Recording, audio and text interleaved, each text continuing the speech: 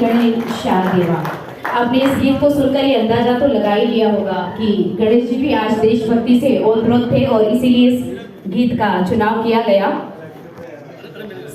हम सभी में इतिहास कहता है, हर झील में अपनी संस्कृति झलकती है और हर दिलों में बसता है मेवाड़ का गौरव। और आज की इस गौरवमयी शाम में आप सभी का हार्दिक स्वागत, अभिनंदन।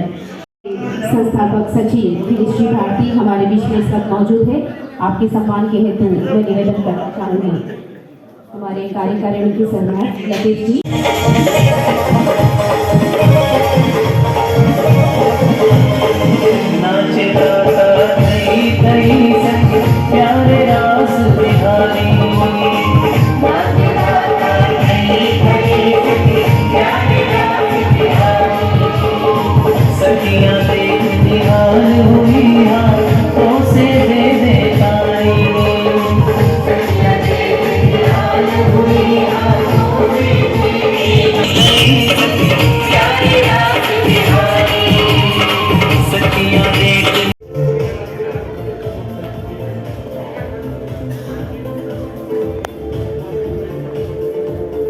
स्वागत की इसी lake city press club Udaipur के सभी पत्रकार साथियों का है। और एक छोटी सी शुरुआत हुई थी जो आज एक रेफरेंस के रूप में है।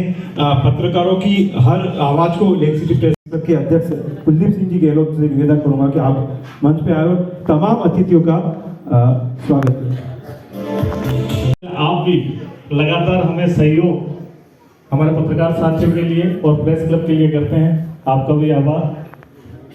अतुल जी भाई साहब का भी खैर मेरे पास शब्द नहीं है सारे अतिथियों का स्वागत करने के लिए, क्योंकि मैं इतना भावुक हूँ कि आज का ये कार्यक्रम आप सबने इस कार्यक्रम में 4 चांद लगाए। ये कार्यक्रम एक भाई साहब 95 की बात है जब हमारे ये सारे ही जो वरिष्ठ पत्रकार हैं इन्होंने बड़ा छोटा सा प्रेस क्लब बनाया, सोसाइटी बनाई और आज वो वटवृक्ष के रूप में आप सबके सामने है। करीब 200 से 250 पत्रकार जो है वो हमारे साथ में जुड़े हुए हैं और यह उदयपुर का नहीं वरन पूरे मेवाड़ का सबसे बड़ा पत्रकारों का संगठन है। मीडिया की कैटेगरी में इस सम्मान से सम्मानित किया जा रहा है। ये केवल एक सम्मान नहीं है, ये वह दायित्व है जो आपके कंधों पर फिर से सौंपा जा रहा है कि आप पूरी निष्ठा से तो ही सब बोलने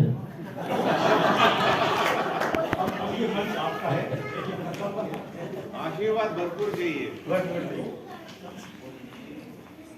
आज प्रेस क्लब के द्वारा आयोजित इस सभी मीडिया के और प्रेस के सभी भाइयों बहनों के सम्मेलन में इस आयोजन को करने वाले कुलदीप जी, आपके अध्यक्ष जी और विशेष तौर से अविनाश जी मेरे काफ़ी समय से पीछे पड़े थे, कार्यक्रम में आना है, मैं हाँ ना कर रहा था।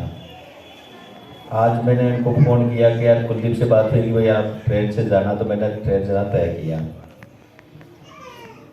तो इनको मैंने फ़ोन किया तो इनका फ़ोन रिसीव हो गया, नहीं तो मैंने नाराज़ हो गए हैं। फिर इनसे बात हुई तो आप नाराज़ हो गया, कोई साहब नाराज़ तो नहीं हूँ, तो फ़ोन रिसीव क्यों नहीं कर रहे हो, मैं रुक गया हूँ, मैं नहीं जाऊँगा। तो ऐसे अविनाश जी डांटते भी हैं और हमारी रिपोर्टिंग भी करते हैं। हमारे जितेंद्र जी, सभी मीडिया के भाइयों बहनों,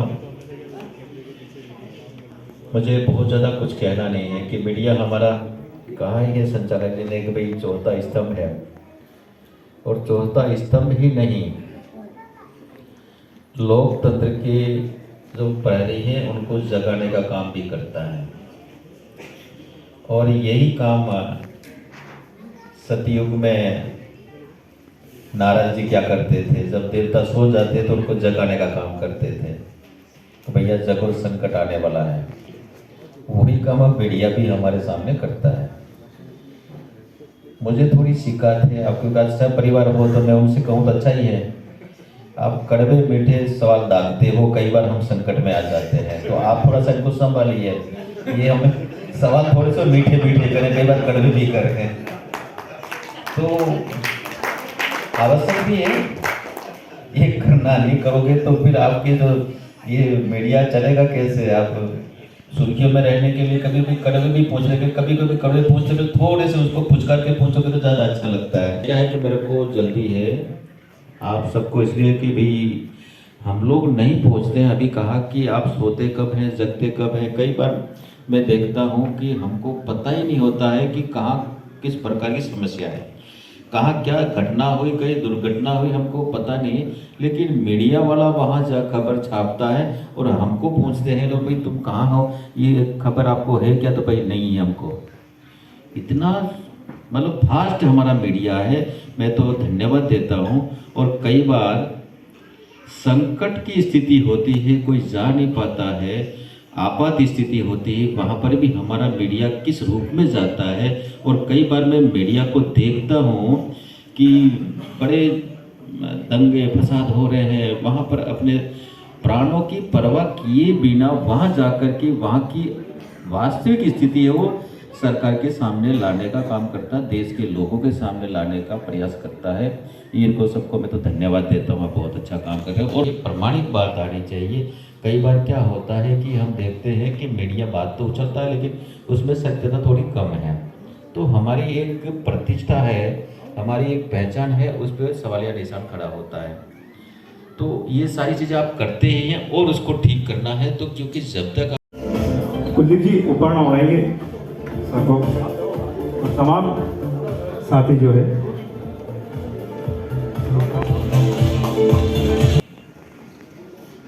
सभी को सर्वप्रथम आज हमारा 77वें गणतंत्र दिवस पर हार्दिक शुभकामनाएं।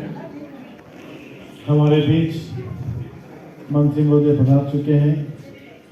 हमारे शहर विधायक तारा सिंह विराजमान हैं, हिम्मत सिंह जी हैं, गिरीश जी हैं, अतुल जी हैं, रविंद्र जी हैं और सभी लेक सिटी प्रेस। आज हमारे लेक सिटी प्रेस क्लब के प्रेसिडेंट कुलदीप सिंह जी ने बहुत ही अपने उद्बोधन में ऐसी बातें बताई कि ये बहुत ही अद्भुत संगठन है। और सबसे बड़ी बात है कि ये इस मेवाड़ क्षेत्र का बहुत बड़ा एक संगठन है और हमेशा पॉजिटिव काम कर रहा है। तो मैं आपके सचिव महोदय, महासचिव और पूरी कार्यकारिणी को बधाई देता हूँ। और वास्तव में ऐसे लोगों की समाज में बहुत ज़रूरत है।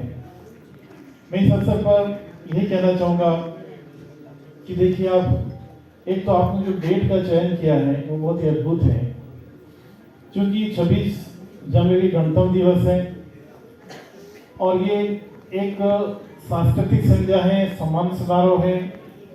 तो हमें ये इस बात का एक बहुत हमें याद दिलाता है कि देश को किस तरह से आगे बढ़ाएं। जो कि भारत में जो सत्ता का जो ट्रांसफॉर्म होता है बहुत ही सहज होता है। ये ऐसा कई देशों में नहीं होता। आप देखते हैं आज किस तरह से हम 21वीं सदी की बात कर रहे हैं, हम तकनीकी की बात कर रहे हैं, हम सभ्य समाज की बात कर रहे हैं, लेकिन जो घटनाएं हो रही हैं, जिस तरह से युद्ध हो रहे हैं, बहुत बड़ी चीज़ें हमारे सामने लाता है। ऐसे में आप अपनी लोक संस्कृति, हमारी जो विधाएं, कलाएं हैं, संगीत है, नृत्य हैं, उन सभी को आप आगे किस तरह से आगे ले जाएं, हमें आने वाली पीढ़ी में कैसे ट्रांसफॉर्म करें, हम कितनी आगे बढ़े, हम कितनी तकनीक का यूज़ करें, हम कितनी आर्टिफिशियल इंटेलिजेंस, मशीन लर्निंग का यूज़ करें। संवेदना है वो मशीन ले नहीं सकती है। मुझे लगता है कि अभी मंत्री महोदय ने भी कहा था कि जब पत्रकारिता की बात करते हैं तो पत्रकारिता समाज में बहुत कुछ कर रहा है। मुझे लगता है कि एक बात जरूर मैं कहना चाहूँगा कि वास्तव में जो येलो जर्नलिज्म है उससे हमें दूर रहना चाहिए। आप कितने कुछ करें, लेकिन एक बात जरूर ध्यान रखें, क्योंकि शिक्षक को तो हर शिक्षक की आदत होती है कहीं की पाठ सिखाने की, और वो ये है कि कभी सत्य की उपेक्षा नहीं हो। वंदे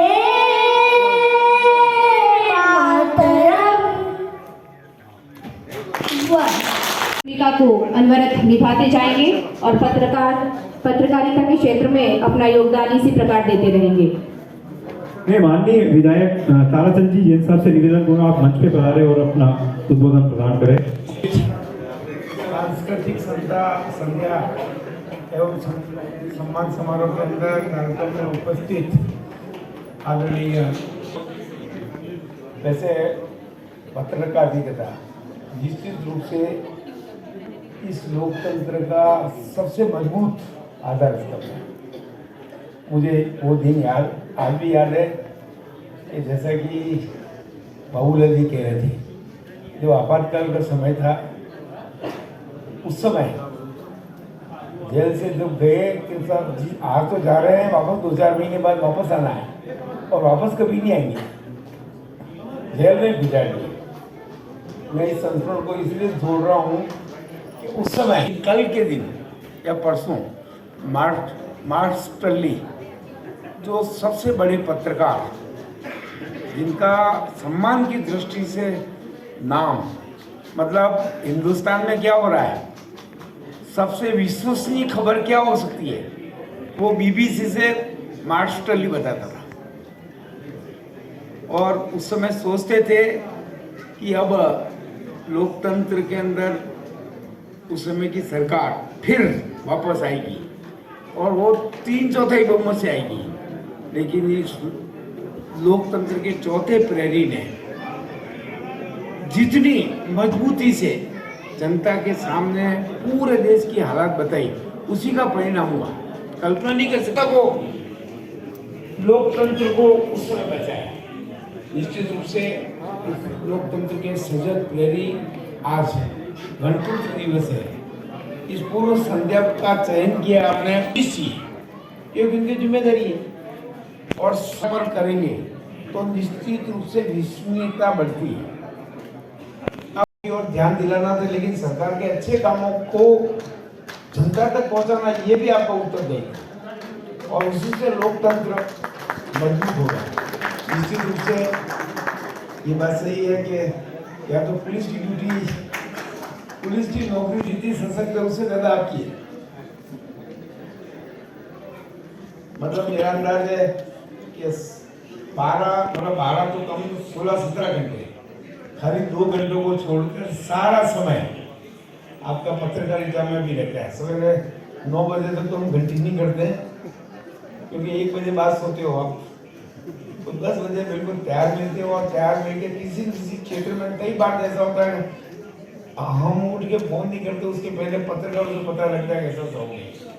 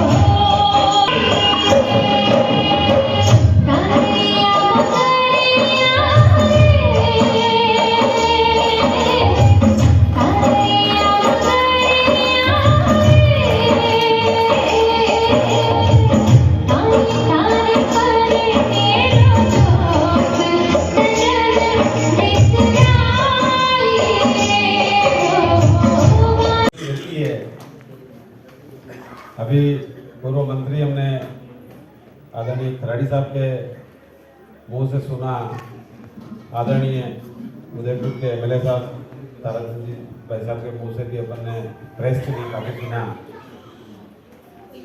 मैं तो एक व्यापार जगत का प्राणी हूँ और 2021 में जब मैंने उपचुनाव लड़ा वल्लभनगर से, तब मुझे लेक सिटी प्रेस क्लब के बारे में पता लगा, क्योंकि उससे पहले मेरा पत्रकारों से भी कोई ज़्यादा वास्ता नहीं होता था और मीडिया से भी कोई ज़्यादा वास्ता नहीं होता था। बस कभी कभार 2-3 बड़े जो अखबार हैं उसमें कोई ऐड वगैरह की जरूरत पड़ती थी तो मैं ऐड देता था। लेकिन उस समय जब मैं या संविधान का जो रक्षक के रूप में आप चौथे स्तंभ के तौर पे काम कर रहे हो, वास्तव में काबिल तारीफ है। क्योंकि अभी आदरणीय एमएलए साहब बता रहे थे कि सुबह 9 बजे से लेकर रात को 1 बजे तक, मैं तो ये कहूँगा कि पुलिस की ड्यूटी में तो फिर भी राज्य सरकार उनको एक सैलरी देती है, लेकिन ये तो एक प्राइवेट संस्था, प्राइवेट नौकरी है। क्योंकि इसमें तो जब तक खबर के अंदर कोई तड़के वाली खबर नहीं मिलेगी, तब तक उस खबर को कोई देखेगा नहीं, और खबर को देखेगा नहीं तो टीआरपी चलेगी नहीं, और टीआरपी चलेगी नहीं तो चैनल वाले मालिक जो भी होंगे या न्यूज़पेपर वाले जो भी लोग होंगे या जो लोग लिखते हैं खबर को, जैसे हमारे भूपेंद्र जी भाई साहब लिखते हैं तो उस खबर को मैं पढ़ लेता हूँ कि खुल्लम खुल्ला में आज क्या छापा है। पूरे देश में घूमते हुए आपके सब कुलदीप जी, लतीफ भाई और आपके और बोधन के बीच में ज्यादा समय न लेते हुए, हमारे भारतीय जनता पार्टी के वरिष्ठ नेता, और जब पहली बार हिम्मत भैया से मिलना हुआ तो मुझे लगा कि मेरे ही वजन का और मेरी कदकाठी का एक नौजवान भारतीय जनता पार्टी में आया है। आदरणीय मेरे बड़े भाई हिम्मत जी, आदरणीय डॉक्टर साहब कीर्ति जी जैन, बड़े भाई जिनेंद्र जी शास्त्री, हमारे गिरीश भारती जी, और जितने भी पत्रकार बंधु बहनें हैं, आपका बहुत बहुत क्या चल रहा है क्या नहीं चल रहा है। और आज हमारे कपिल भैया और इनके आशा के बाहर रहे हुए हैं कि कपिल भैया को भी मिस कर रहा हूँ। आप सभी जने यहाँ पर पधारे। आज गणतंत्र दिवस पर आप सभी को बहुत ही बधाई। सरकारें आएगी, सरकारें जाएगी, नेता आएंगे, नेता जाएंगे, पर आपकी जो लेखनी की ताकत है, वो लेखनी की ताकत वर्ष पर्यंत, अपने जीवन पर्यंत चलनी रहेगी। और आपने जो लिखा है उसको हमारे घर में मेरी माँ भी पढ़ती है तो मेरा बच्चा भी पढ़ता है, मेरी माँ भी आपके बारे में सोचती है तो मेरा बच्चा भी आपके विचारों को पढ़ता है।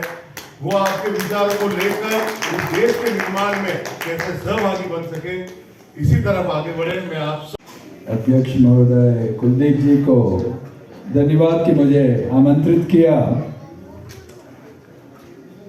सब नाम तो मैं शायद नहीं ले पाऊंगा, पर आदरणीय जाला साहब, पंकज जी बहुत पुराने मित्र हैं, जिनेंद्र जी भाई साहब अभी मिला मैं, गिरीश जी, अतुल जी, बड़ा ओजस्वी भाषण रहा आपका, गौरीकांत जी, रवि जी एवं सभी पत्रकार फ्रेंड्स। डॉक्टरी पेशे से डॉक्टर हूँ और मुझे लगा कि डॉक्टरी और पत्रकारिता में कुछ तो समानता है कि मैं बीमारी ढूंढता हूँ, आप सत्य ढूंढते हो। दोनों में अगर देरी दोनों में हो तो बड़ा भयंकर उसके परिणाम होते हैं, चाहे बीमारी ढूंढने में भूल हो जाए या सत्य ढूंढने में भूल हो जाए। इसके अलावा आप लोग भी 24 घंटे ऑन कॉल होते हैं, हम लोग भी 24 घंटे ऑन कॉल होते हैं। आप लोग जान झोंक देते हैं। कोविड में 1000 डॉक्टरों ने भी अपनी जान दे दी। तो मुझे लगता है इन दोनों प्रोफेशन में काफ़ी समानता है।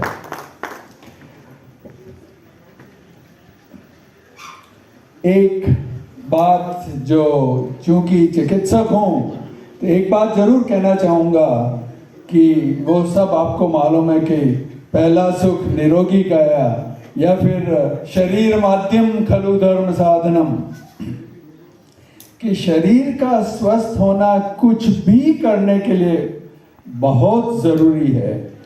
और मैं कैंसर का चिकित्सक हूँ, पर मुझे लगता है कि इस मामले में आप लोगों की भूमिका बड़ी अहम है कि जनता में थोड़ी जानकारी पैदा करें स्वास्थ्य के बारे में।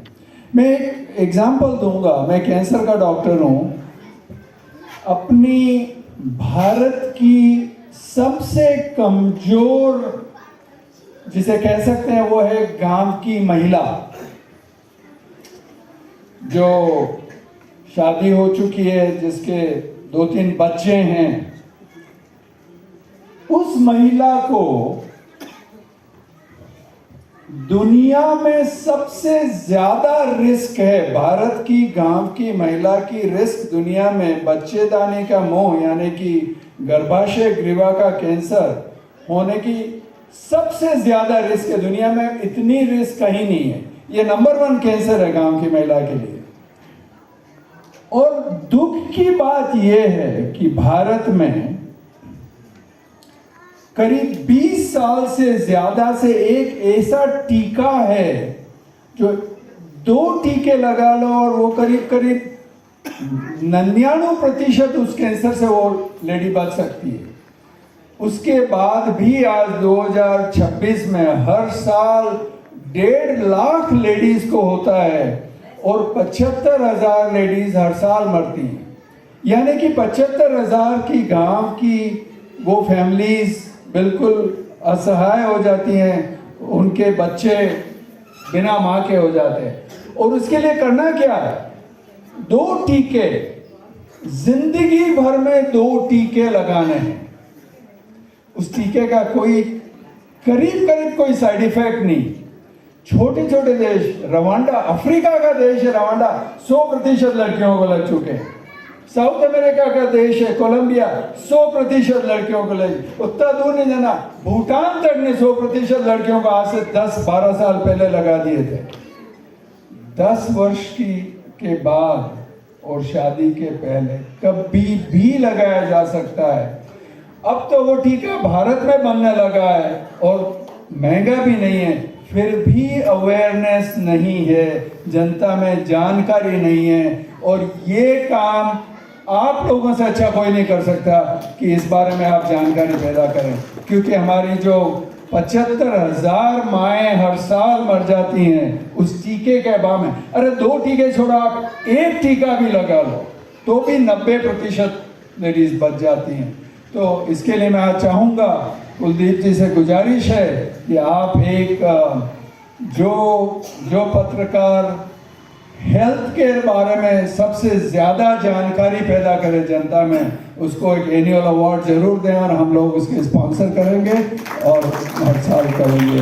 उसकी डिटेल्स हम वर्कआउट। लोक कलाकारों के लिए लोक संस्कृति को संजोने का ये जो प्रयास है वाकई में बहुत ही सुंदर था। और इनकी सांस्कृतिक संध्या की वजह जो संध्या है उसमें इनकी परफॉर्मेंस से ही आज ये सांस्कृतिक संध्या सुंदर बन पाई है। माधव,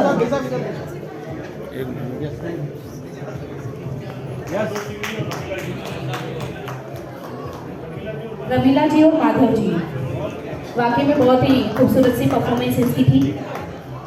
आज हमारे